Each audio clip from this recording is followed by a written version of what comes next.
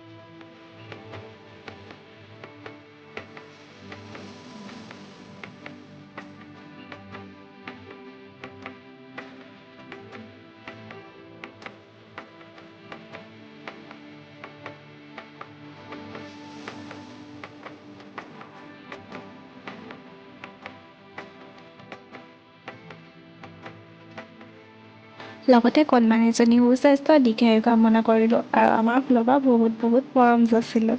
And thank U ভিডিঅ'টো শেষলৈকে চোৱাৰ বাবে।